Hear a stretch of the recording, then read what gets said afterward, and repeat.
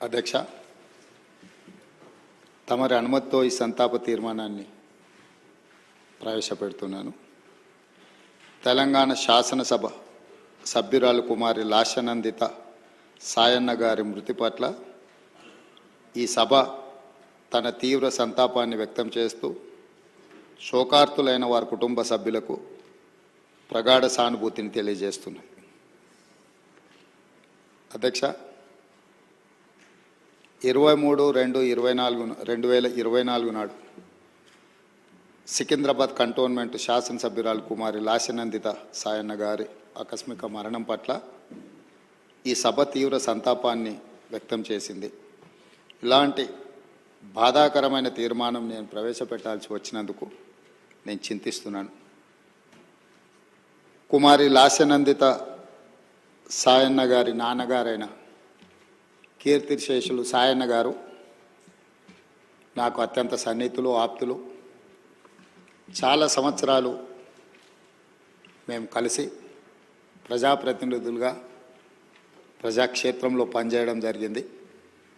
సాయన్న గారు అత్యంత సామాన్యమైన కుటుంబంలో 1951 ఉల్లబానగర్ నిజామాబాద్ జిల్లాలో జన్మించి కష్టపడి వారు 5 సార్లు శాసనసభ్యుడిగా ప్రజా జీవితంలో కంటోన్మెంట్ బోర్డు మెంబర్గా కంటోన్మెంట్ ప్రాంత ప్రజా సమస్యల పరిష్కారంలో వారు ఎనలేని కృషి చేసిండ్రు.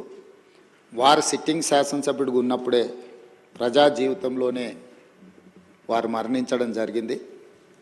ఆ తర్వాత వారిచ్చిన వారసత్వాన్ని, వారు నెరవేర్చాల్సిన బాధ్యతలను, వారిని అభిమానించిన ప్రజల కోసం కుమారి లాస్యనందిత కూడా ప్రజా జీవితంలోకి వచ్చి వారు బ్రతుకున్నప్పుడే వారు కార్పొరేటర్గా, ఆ తర్వాత వారి తరఫున వారిని నమ్ముకున్న ప్రజల కోసం వారు శాసనసభ్యురాలుగా ఎన్నికై ప్రజా జీవితంలోకి వచ్చి కష్టపడి పనిచేయాలన్న ఆలోచనతోటి వారు ప్రజా జీవితంలోకి వచ్చారు.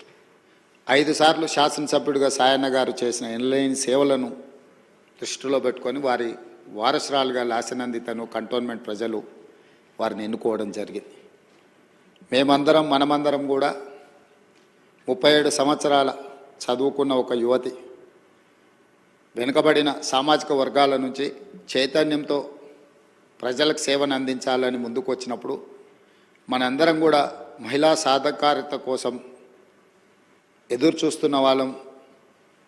ఆ మహిళల తరఫున ప్రజాప్రతినిధి ఇక్కడికి వచ్చి సమస్యల పట్ల వారు చిత్తశుద్ధితో ఈ సభలో పోరాడతారని మనం అందరం భావించాం.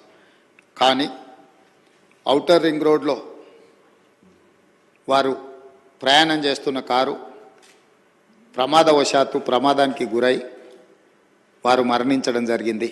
వారిని ప్రమాదం నుంచి హాస్పిటల్కు తీసుకెళ్తే అప్పటికే తలకు తీవ్రమైన గాయమై వారు మరణించిందని చెప్పి డాక్టర్లు చెప్పడం జరిగింది. వాస్తవంగా ఆ కుటుంబము ప్రజలతో ఉన్న సత్సంబంధాలు కంటోన్మెంట్ ప్రాంతంలోనే కాకుండా జిహెచ్ఎంసి పరిధిలో ఎవరిని అడిగినా కూడా ఆ కుటుంబం యొక్క ప్రజలతోనే ఉన్న సత్సంబంధాలు, ప్రజా సమస్యల మీద వారు చేసిన ప్రయత్నాలు ఎవరైనా చెప్తారు. ముఖ్యంగా కీర్తిశేషులు సాయన్న గారు మృదు స్వభావి, సమస్యలను పరిష్కరించాలన్న తపన తప్ప రాజకీయాలకు అతీతంగా అందరితో ఒక మంచి సంబంధాలు ఉండి ఆ ప్రాంత సమస్యల కోసం వారు పోరాటం చేశారు.